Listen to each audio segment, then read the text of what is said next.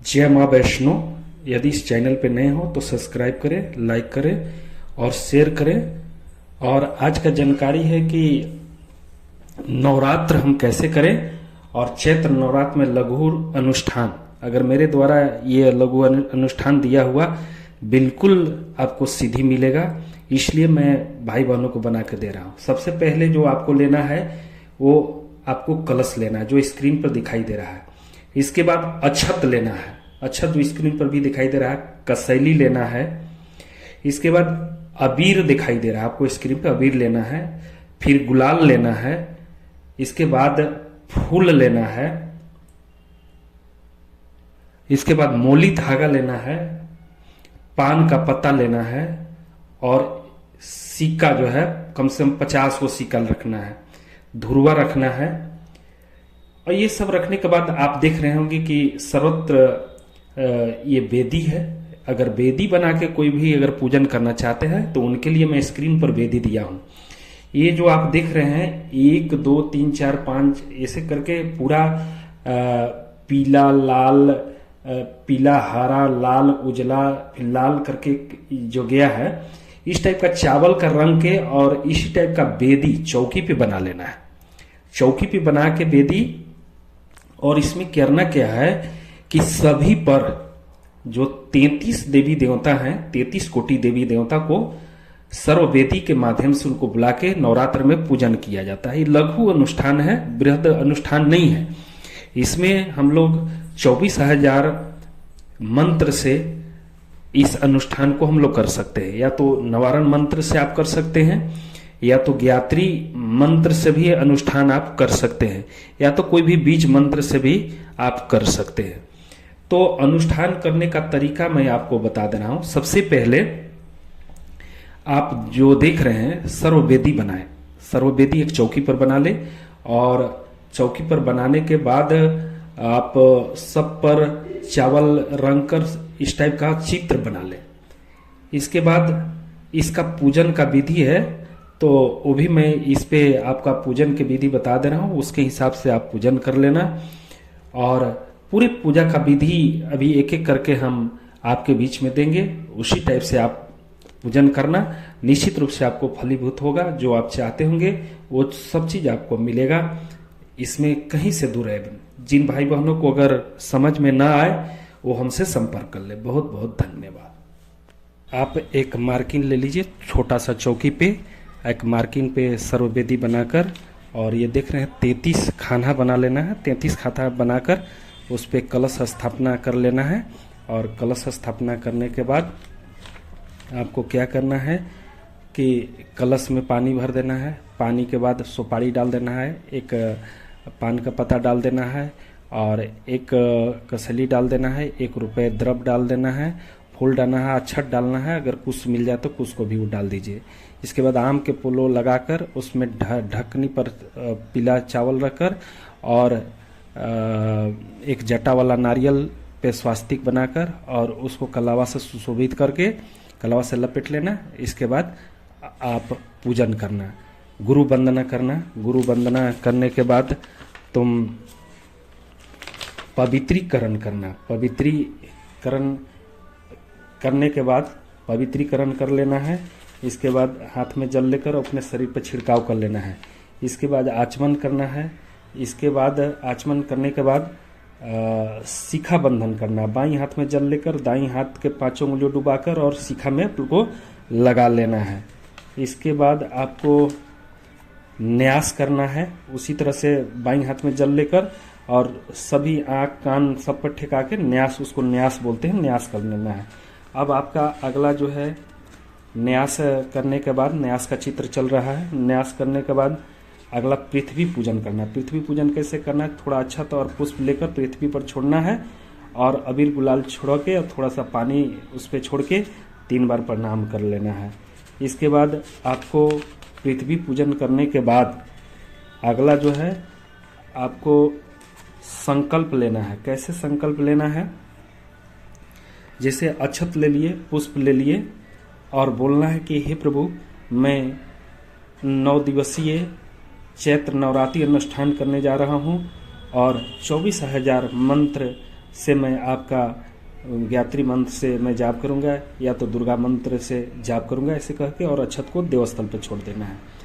इसके बाद चंदन धारण करना है, अनमका उंगली में लेकर सबसे पहले अगर दुर्गा माता कर रहे हैं दुर्गा माता की प्रतिमा पर लगा कर के बाद अपने लगा लेंगे तो चंदन धारण हो जाएगा। अब चंदन धारण करने के बाद आपको क्या करना है, जब चंदन धारण कर लेंगे तो आपको एक रक्षा सूत्र की स्क्रीन पर दिखाई दे रहा है, रक्षा सूत्र को अपने हाथ में बांध लेंगे।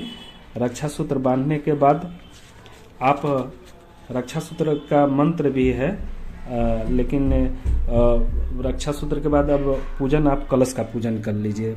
कलश का पूजन कैसे करेंगे, ओम तत्यामी ब्रह्मा बंदमान तदास्तेज मानो हेडमी हेड मानो और बुद्ध ऋषि समास्तु प्रमोशी ओम मनुज्योतो स बृहस्पत्य तनुरेष्टयम गम सनंदम विशुदादम मानदंतम बष्टम अमरुणाय नमः हवायामी स्थाप्यामी ध्यामी। अब क्या करना है, गंधाचतम पुष्पानी धूपम दीपम निवेदम समर्प्यामी ओम कलशस्स देवताभ्यो नमः, उस पर सब छोड़ देना है।